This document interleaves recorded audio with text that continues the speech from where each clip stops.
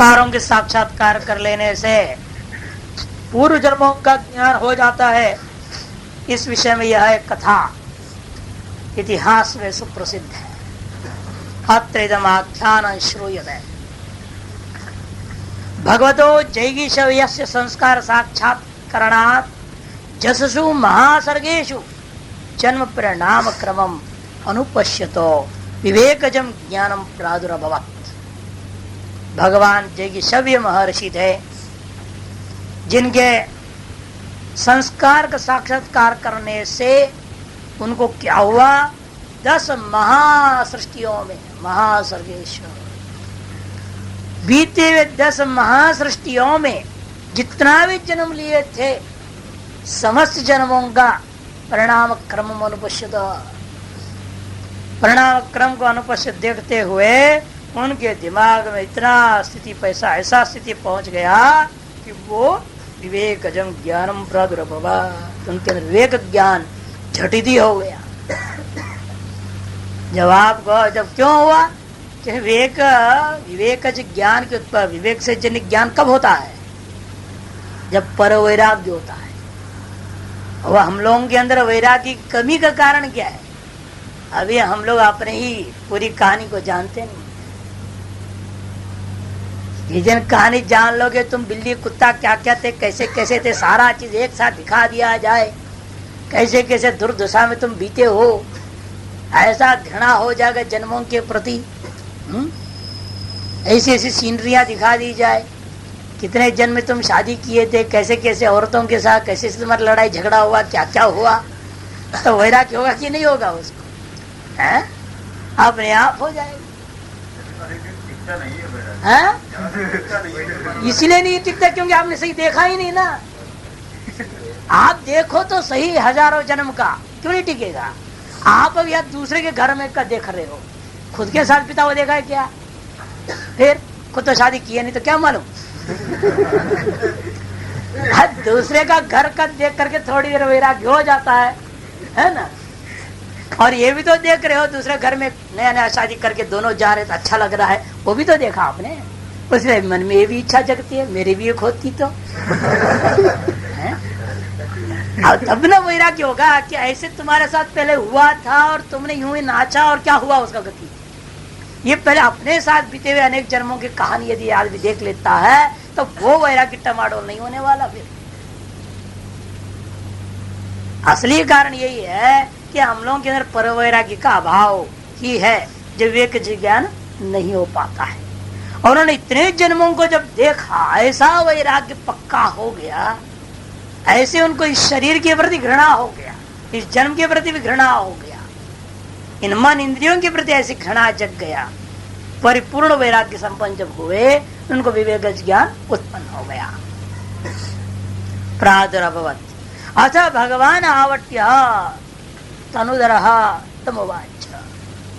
इसलिए भगवान आवट्य जो तनुधर थे, शरीरधारी थे भी, उन्होंने उस जैगीषव्य से कहा, महाराज, दशसु महासर्गेषु भव्यत्वात् अनभिभूत बुद्धि सत्वेरत्वया नरक तिर्य गर्भ संभवम दुःखम संपश्यता एवं मनुष्येषु पुनः पुनरुत्पद्यमानेन सुख दुःखयोः किम अधिकम उपलब्धमिति।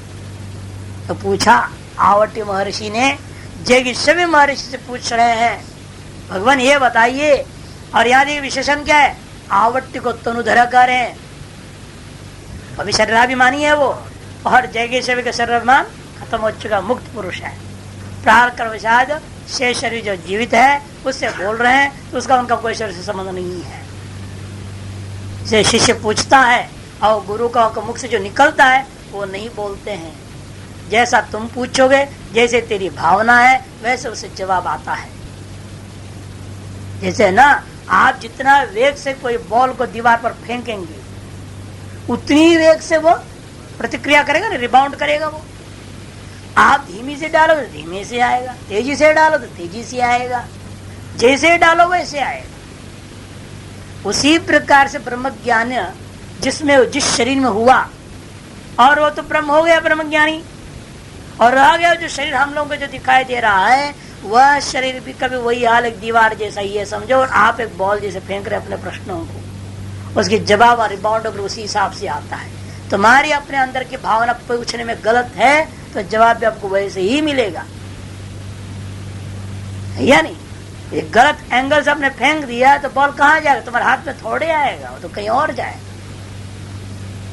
उसी प्रकार से है यहाँ पर ब्रह्मज्ञानी के सामने बैठना आसान है, लेकिन पूछना बड़ा गड़बड़ है। उससे पूछते वक्त बहुत सतर्क रहना पड़ता है। गलत एक भी शब्द हुआ तो सारा काम तुम्हारा ही खराब होने वाला, उसका तो कुछ नहीं बिगड़ा, वो तो ब्रह्म ही है।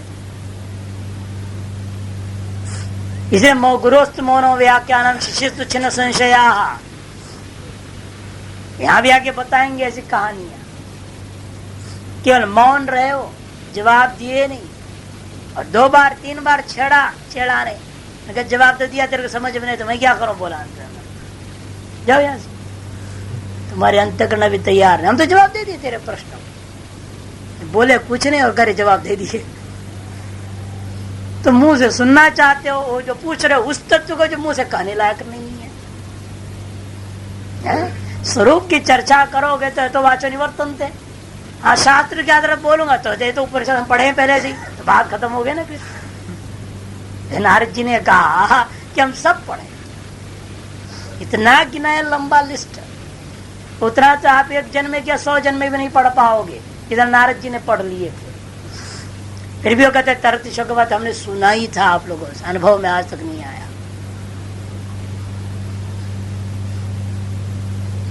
तो वो गए उसी हिसाब से, इसलिए आप जो है मुझे ऐसे कर दो कि मेरे को उसका अनुभव कराओ। तो वो मुख्य लक्ष्य, जाने का लक्ष्य क्या है? हम केवल पढ़ना जा रहे हैं तो फिर केवल पढ़ाई ही होगी, अनुभव नहीं होगा कुछ। आप योग पढ़ने आ रहे हैं, योग को सुनने आए हैं, करना तो आपको है ही नहीं है, तो क्या फायदा होगा? बस शब्द ज्ञान मिल गया और उसे जाके कहीं भाषण झाड़ो, कमाओ। लेकिन करने वाले कितने हैं? करने वाले कितने, करना कितना चाहते हैं? हम लोग इसे टाल देते हैं। कई लोग आते हैं, हमको महाराज प्रैक्टिकल सिखाओ, छुट्टी अब नहीं समय, जाओ जाओ। देखते हैं उसकी कितनी उत्सुकता बनी रहेगी। अब पाठ सुन रहा है तो उत्सुकता है ना। 4 दिन की चांदी पर अंधेरी रात जैसा भी हो ना, वैराग्य कुछ देर टिका, वही होता है। जब तो सुना रहा हूं तो वैराग्य है, हाँ मुझे करना चाहिए। अब हफ्ता भर छोड़ो तो फिर कहाँ करना चाहिए, क्या करना चाहिए? अरे छोड़ यार, कुछ नहीं होता, दिमाग में आ जाता। इसलिए देखना पड़ता है जिज्ञासु की जिज्ञासा कितनी है। बनारस की जो उस समय जमालों के समय में थे वे श्रेष्ठ विद्वान लोग, कभी भी किसी को सीधा ज्यादा समय नहीं देते थे। 10 चक्कर कटवा करके फिर बोलते थे हाँ चलो तुम इतना पीछे पड़ा है तो चलो 10-15 मिनट टाइम दे देते। और 15 मिनट में भी 5 मिनट तो गप मारेंगे, 5 मिनट मंगलाचरण में गया, 5 मिनट पाठ होता है। अब देखते तुम्हारे कितनी जिज्ञासा वास्तव में है, क्या तुम उसको सहन करोगे? एक से हमने व्याकरण पढ़ा जिसका नाम था पंडित रामप्रति द्विवेदी जी। ऐसे गजब 40 मिनट का पाठ में 20 मिनट तो गालियों से भरता है। पंचम वेद कुछ भी आपने ना भी बोलो हाँ भी बोलो मौन भी रहो तो भी गाली सुनना पड़ेगा। आपने कौन प्रश्न पूछा, आपने जवाब दी, चाहे सही हो तो भी गाली सुनना है, गलत हो तो गाली सुनना ही है। मौन रहे तो पूछो ही मत उनका, तो कई घंटों तक चलेगा फिर कहानी। कुछ बोलना इसलिए जरूरी है। हम लोग पहले देखा मौन रहेंगे तो क्या होता है, मौन रहे तो 20 मिनट ज्यादा खराब होता था। फिर चाहे गलत चाहे सही बोलो तो 2-4 मिनट ही गाली देते थे।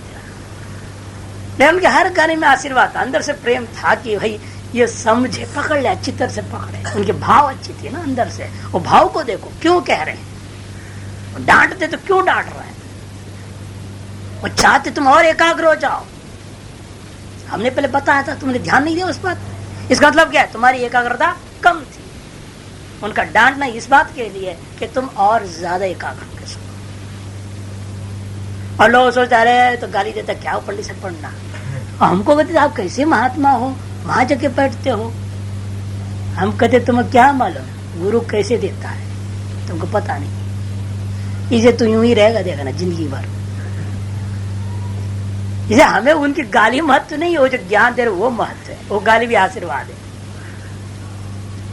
अब उसके भाव को, उनका लक्ष्य को जो समझता नहीं, वो तो यही कहेगा तो उनका जबान खराब है। अरे जिसकी जबान वास्तव में खराब होगा उसके पास विद्या होगी क्या? इतना भी अकल नहीं, मूर्ख है ये। यदि उसकी वास्तव में जबान खराब होता, हृदय से उनकी भावना ये होती, गंदी भावना होती और गाली देते, क्या उनके पास विद्या होती?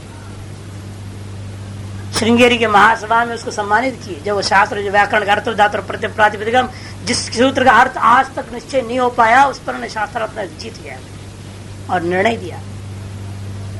एक क्षमता कोई साधारण व्यक्ति की बात है?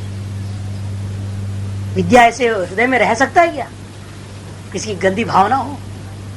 आदमी इन चीजों को सोचता है नहीं, वो बाहर का मुखा देखता है, शब्दों को ध्यान दे देता है। इस शब्द का ध्यान नहीं देना चाहिए, इसके भावना पर ध्यान दीजिए। हम भी बोलते, कई बार बड़े कटु बोल देते हैं, डांट देते हैं, फटकार देते हैं, तो लोग कहते हैं अरे तो ऐसे बोलते, समझते हैं नहीं क्यों बोला जा रहा है, इसका लक्ष्य क्या है, वो समझते हैं।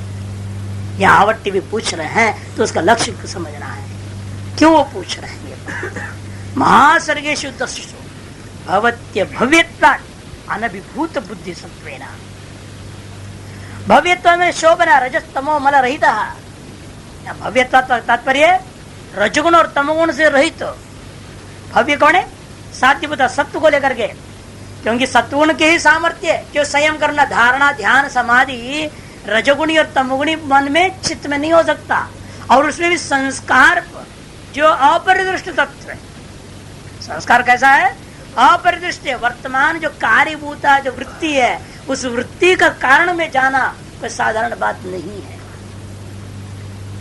और वो कारण भी कैसी है? स्थूल नहीं, सावयव नहीं, अत्यंत सूक्ष्म निरवय अपरिदृष्ट पदार्थ। उस कारण तत्व में संयम करना कोई साधारण व्यक्ति कर सकता है? कोई रजगुण तमोगुण वाला का अंश मात्र भी रहेगा तो नहीं कर सकता। इसे भव्यता मतलब अति सत्वता, अत्यंत सात्विक चित्त वाले होने से आपने जो, आपकी कैसी बुद्धि थी?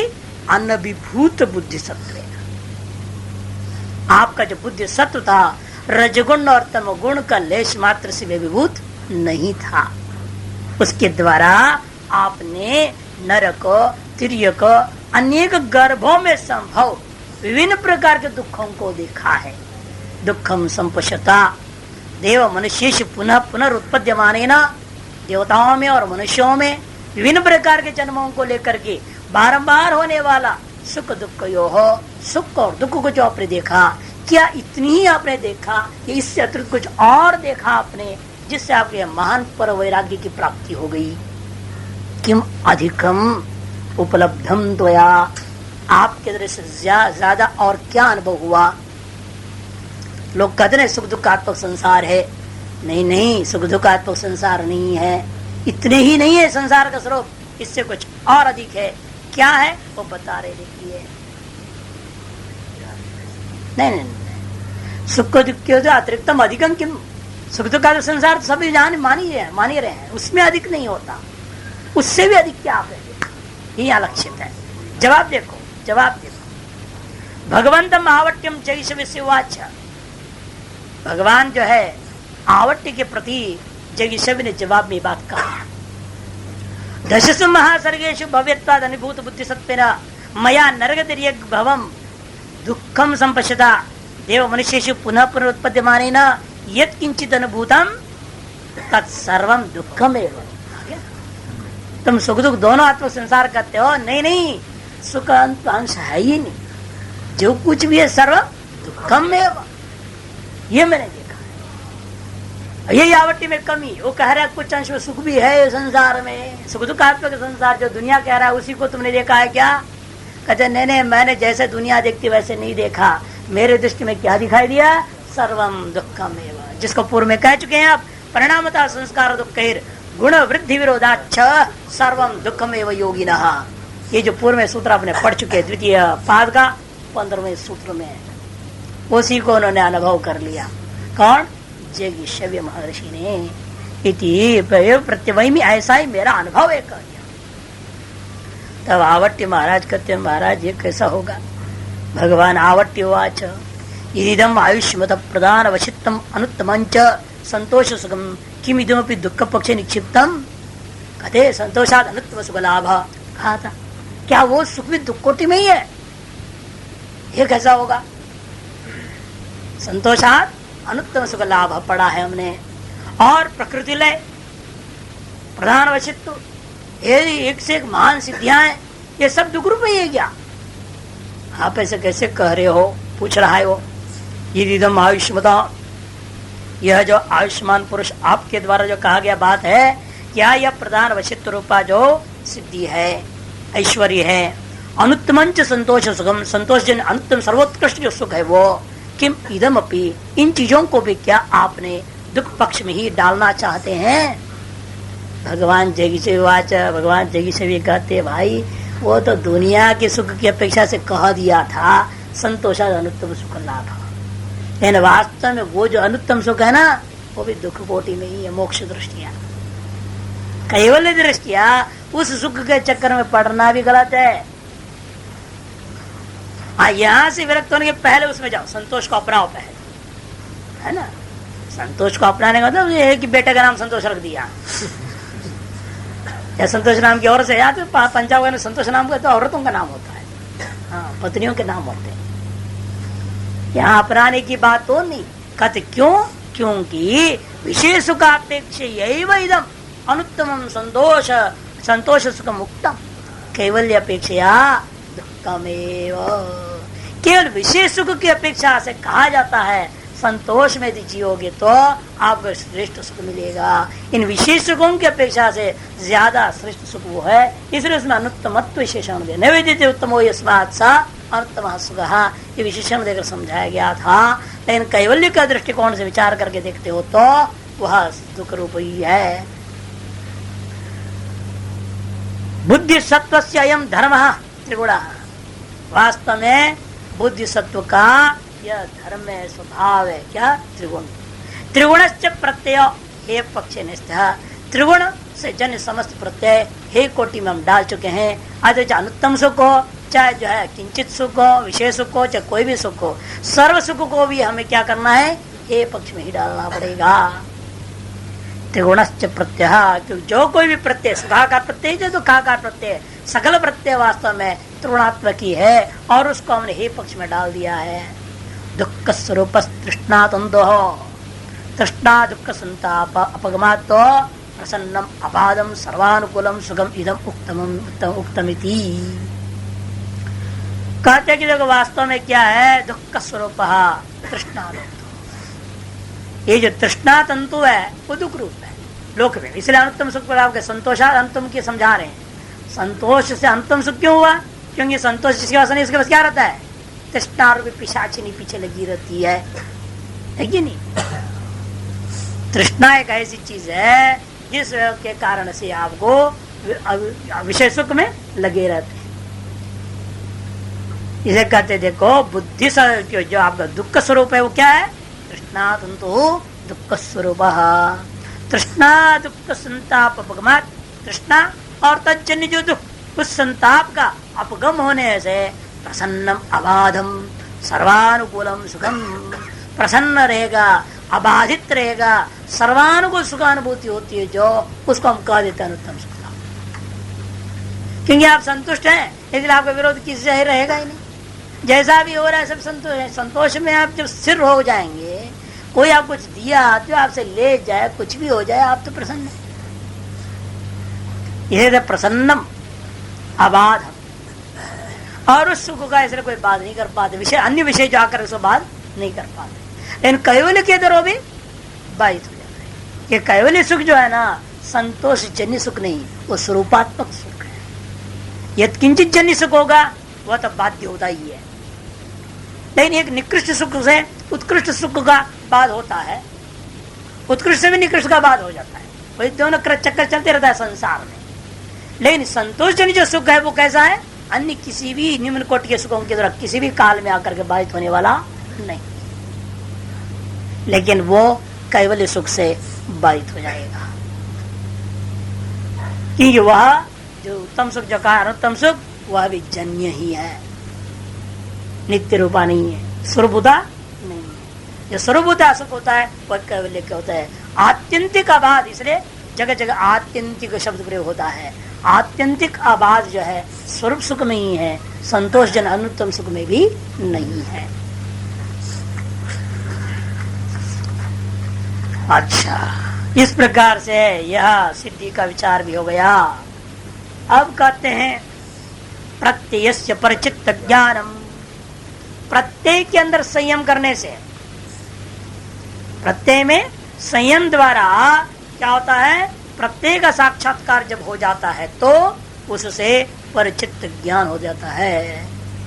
पर व्यक्ति के अंदर क्या चल रहा है इस समय में, वो गुस्सा में है या सुखपूर्वक है, या किसी में राग हो रखा है उसको, या किसी का द्वेष आकार वृत्ति चल रही है, ये आप जानते हैं। लेकिन अगला सूत्र समझाएंगे। देखो, जानने का मतलब ये ना समझिए किस विषय का क्रोध है, किस पर गुस्सा हो रहा है।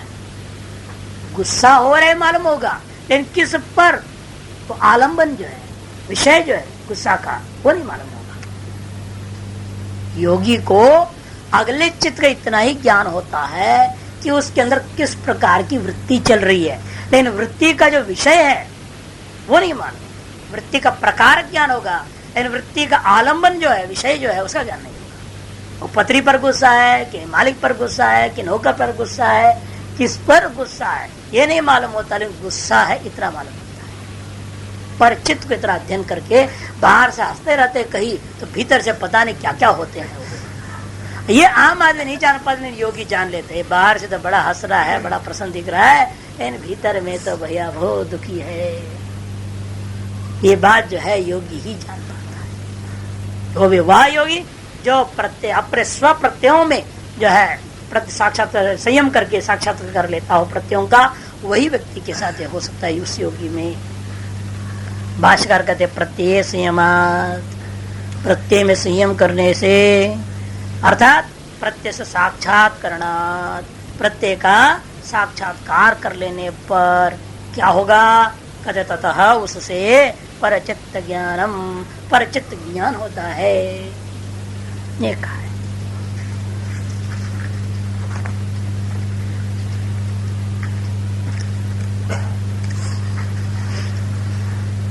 अच्छा, उसी का और विस्तार कर रहे हैं।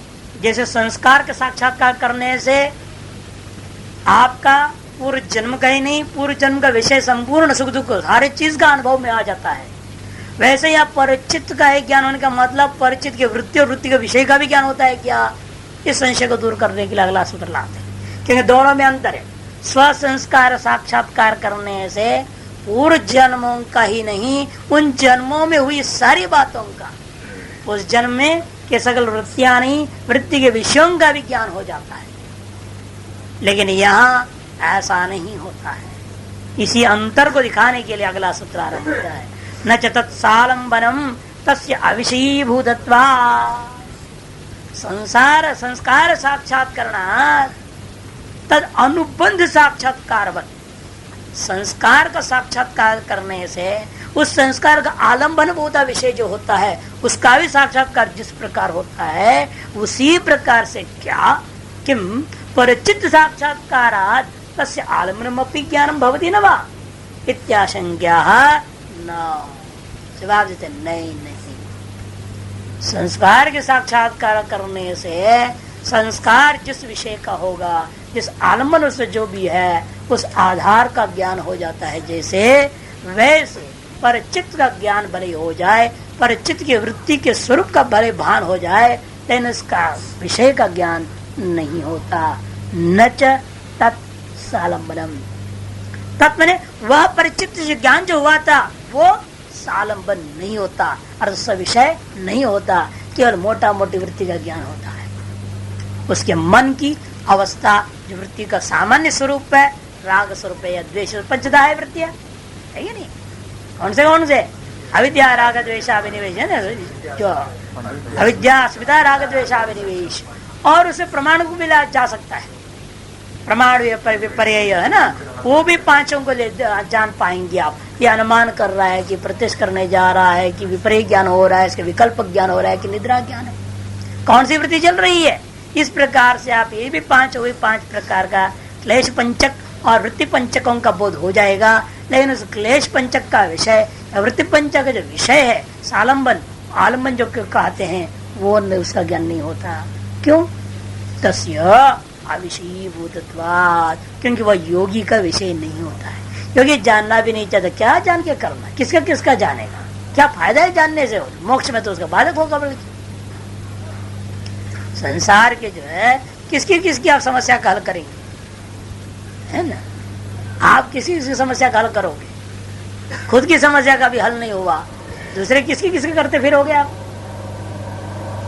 इसे जानोगे उसकी समस्या का हल। हाँ, वैराग्य के लिए जान रहे हो तो कोई बात नहीं, उसे वैराग्य हो जाए, लेकिन ऐसा होता नहीं। आजकल क्या होते हैं, अगला को दुखी जान लिया फिर उस दुखी का समाधान करने लग जाएंगे, ये जाल में फंस जाते हैं।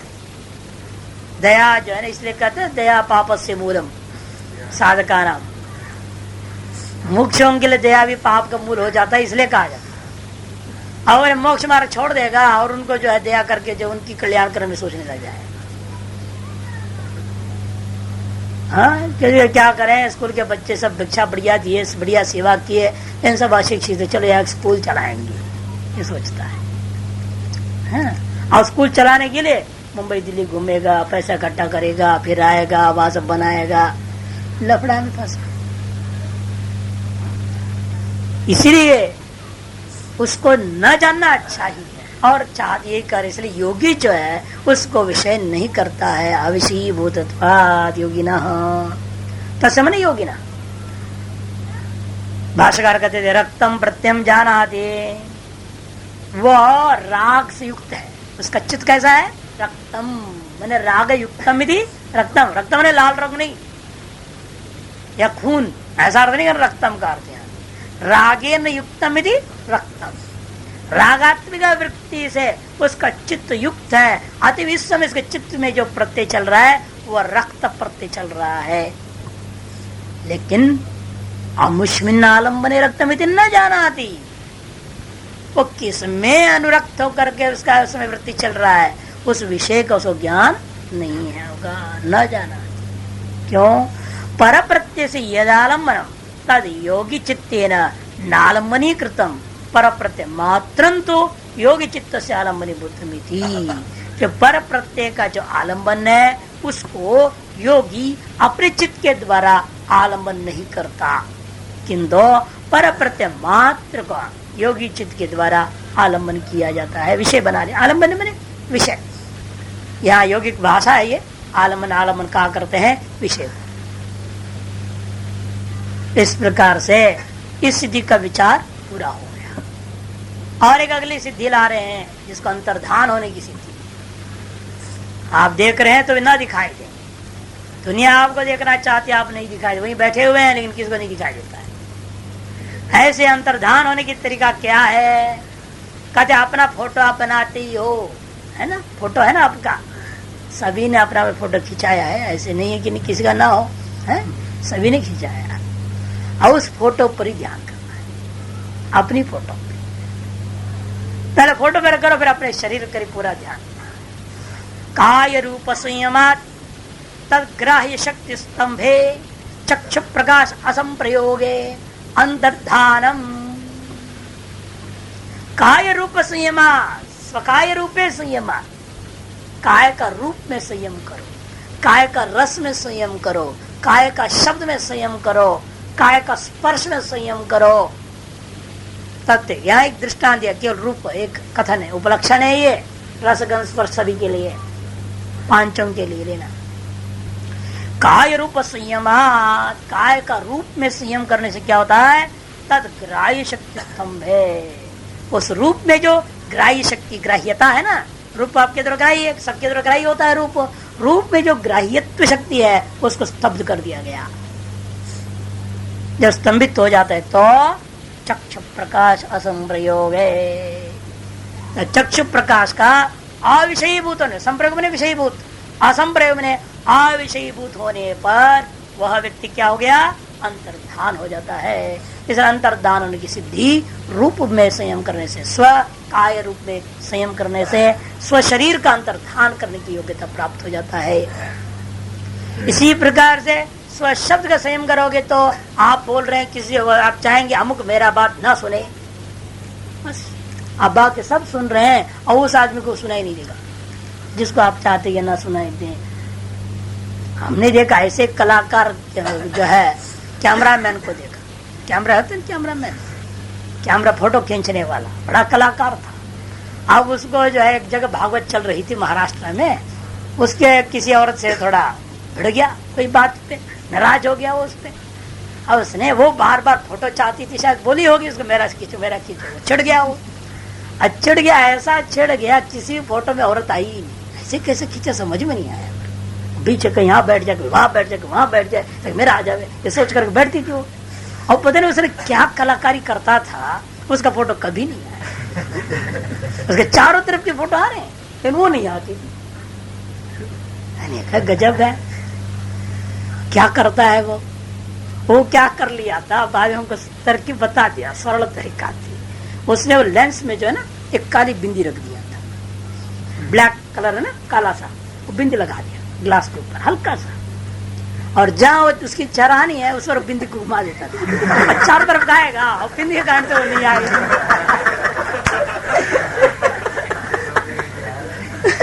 मैं युक्ति से मुक्ति, मेरे कहने का मतलब देखो तरीका कैसा है, कला है ना वो।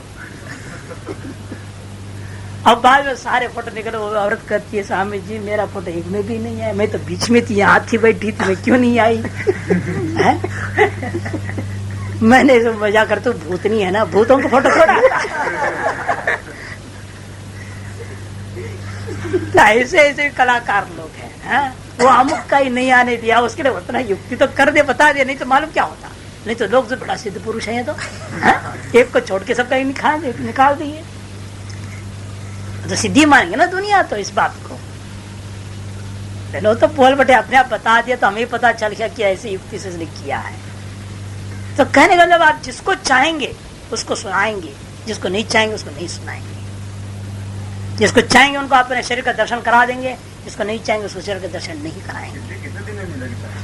ये तो भाई कुछ पता है, किसी भी सिद्धि का समयावधि नहीं है, क्योंकि आपके अपने अंतःकरण में कितना कूड़ा भरा है कौन जानता है? सभी का कूड़ा पेटी का कोई हिसाब किताब तो है नहीं, कितना गहरा है कितना लंबा चौड़ा है कौन जानता है? वो कितनी साफ होगा उतनी ही निर्भर है। अधिक से अधिक शुद्ध जिसका है उसका न्यून से न्यून समय में कार्य सिद्ध हो जाता है।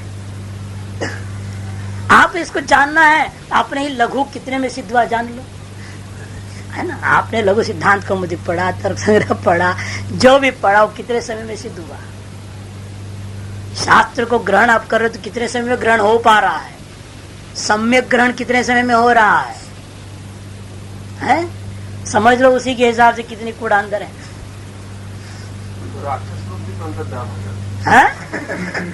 हाँ, क्यों नहीं, वो आगे आएगा, मंत्रिमंडल औषध आदि नाम आएगा, जवाब देंगे उसके लिए। अन्य भी तरीका है ना, सिद्धियों को प्राप्त करने का यही एक तरीका नहीं है, और भी तरीके हैं, उन तरीकों को अपनाओ। लेकिन उसे क्या नतीजा हुआ ये भी तो देखो। ये सही तरीका बता रहे हैं, अब आगे बताएंगे मंत्र से, मणि से, औषधियों से कर सकते हैं। जन्म कथनता नाम है ना, वहां पर अनेकों तरीका है। अब वो तरीकाएं जो है ना तुरंत दिला दो देंगे, लेकिन उतनी खतरनाक होगा।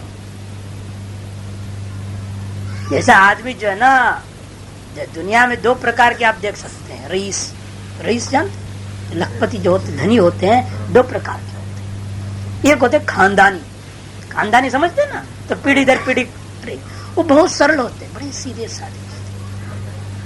और एक होता है जो आज भी का कटोरा लेके घूम रहा था, एकदम जो लॉटरी खुल गई उसकी, बन गया करोड़पति। तो उसको तो देखो आप तमाशा, जहां भी जाएगा यूं दिखाएगा अंगुलियां, सेकंड से नहीं करेगा। अरे सेकंड यूं होता है क्या? और पहले यूं करेगा फिर यूं करेगा, नहीं पहले दिखाएगा, देखो मेरे अंगुलियों में कितनी अंगूठी, सब हीरा, आहा। फिर दोनों में बहुत अंतर है। आपने भी अनुभव किया होगा अपने जीवन में, है? उसी प्रकार सिद्धियों में भी है। जो हम खानदानी सिद्ध होते हैं ना, वो सही होते हैं।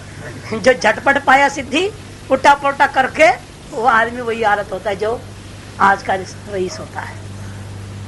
व्यवहार में भी आप देख सकते हैं इन चीजों को, सारी चीजें। वैसे योग साधना में भी है। वो तो कर्म वशात है या साधना वशात है।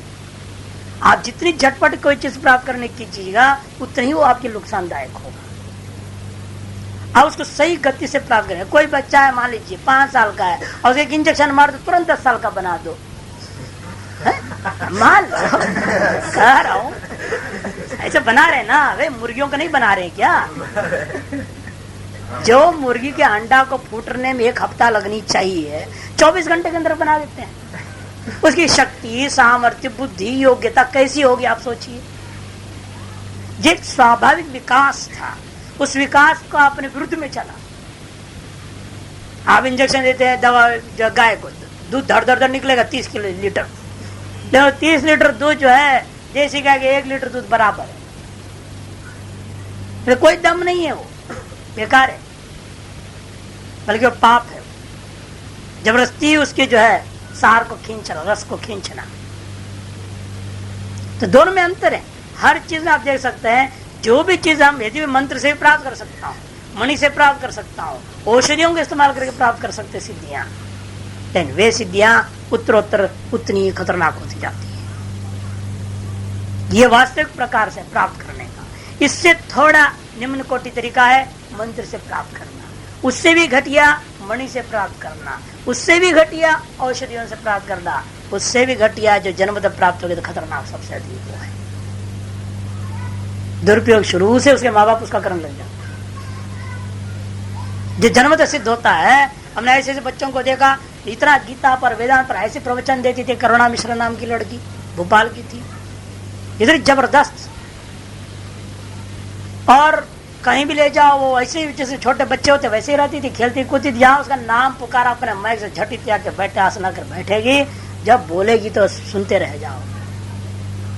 ये सब मंडलेश्वर शंकराचार्य सब फीके पड़ जाते थे उसके साथ, ऐसी बोलती थी। लेकिन सब क्या है, फैशन के लिए माँ बाप ने इसको ले जाकर राह कर दिया। कुछ दिन के बाद बुद्धि ऐसी हो गई, वो बेकारी हो गई। जन्म तो जो सिद्धि होती है सबसे खराब होता है, उसका निश्चित रूप में दुरुपयोग होगा। आप नहीं करेंगे दुरुपयोग, आपका इस्तेमाल दूसरे लोग करना उन सिद्धियों का शो में। देखो हमारा बच्चा ही कर सकता है, हमारा बच्चा ही दिखाता है, सब ले लेकर घूम कर खराब कर। इसे जन्म कथांत सबसे अंत में लिया, मंत्र, मणि, औषधि, जन्म कथा आगे आएगा, सूत्र विस्तार पर विचार करेंगे। काय रूप संयमाद तद ग्राह्य शक्ति स्तंभे चक्षु प्रकाश संप्रयोगे अंतर्धान में सूत्र विचार चल रहा है। भाष्यकार कहते हैं काय रूपे संयम, आपके अपने काय का रूप में संयम करने से, रूप से यह ग्राह्य शक्ति, रूप के अंदर विद्यमान जो ग्राह्य शक्ति है, ताम प्रतिबद्धनाति, उस शक्ति को आपके अपना संयम सामर्थ्य प्रतिबंधित करने की क्षमता आ जाती है। संकल्प मात्र से वह शक्ति प्रतिबद्ध हो जाती है।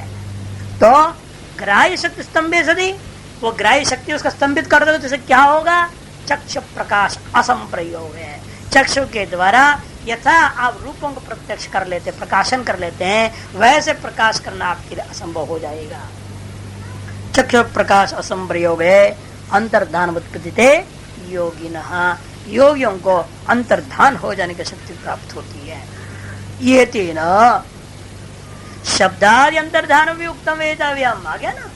इसी के द्वारा ऐसा रूप अंतर्धान है, शब्द अंतर्धान, रस अंतर्धान, गंध अंतर्धान, स्पर्शांतर्धान भी समझ लेना। वेदितव्यम ऐसे सिद्धियों वाले थे, जैसे कहते हैं ना कि स्पर्श अंतर्धान की विशेषता यही होती है कि ब्रह्मचर्य परिपक्व हो जाएगा, स्पर्श अंतर्धान करने की क्षमता आ जाए, स्पर्श पर अधिकार प्राप्त हो जाए, तो स्वतः ही ब्रह्मचर्य सिद्ध हो जाए। कारण है क्या कि काम वासना का जग करके ब्रह्मचर्य का नाश होने का पीछे स्पर्श ही मुख्य कारण है। जो स्पर्श इंद्रिय ना हम लोग त्वक इंद्रिय, इसमें शीतल मंद वायु आ जाए, या गर्मी हो जाए, कुछ लग जाए, तो अंदर ऐसा विकार प्रकट कर देता है जिस विकार कारण से ब्रह्मचर्य नष्ट हो जाता है। और स्पर्श में संयम है, चाहे कोई नग्न स्त्री भी आके स्पर्श कर दे, आलिंगन कर ले, कुछ नहीं होने वाला। श्री गौरी स्तनालिंगनाथ आया है। शिव जी जो है नव युवती गौरी पार्वती को अपने बैठे नग्न होकर के बैठी हुई है, तो भी उन्हें कोई फर्क नहीं पड़ता। क्यों? उन पर स्पर्शेंद्र पर भी यही स्पर्श संयम कर चुके हैं।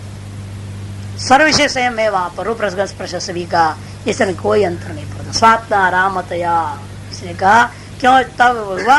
क्योंकि वो अपने स्वरूप में रमण करने वाले थे। तो शरीर में उनका रमण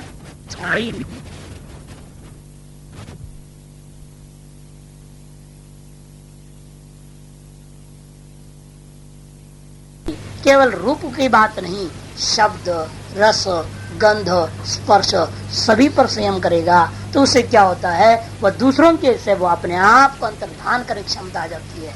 अंतर्धान का मतलब क्या? दोनों के बीच व्यवधान हो जाना। आप और हम दोनों के बीच व्यवधान होना ही अंतर्धान होना। हम हैं फिर भी आपको नहीं दिखाई दिया, ये अंतर्धान। अंतर में मध्य, धान मन व्यवधानम। तो होते हुए भी न दिखाई दिया, होते हुए भी न सुनाई देना, बोल रहे हैं फिर भी नहीं सुनाई दे रहा है?